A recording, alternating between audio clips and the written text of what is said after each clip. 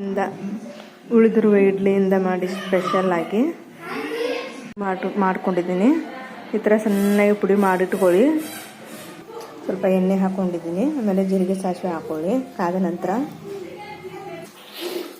ಸಾಸಿವೆ, ಜೀರಿಗೆ,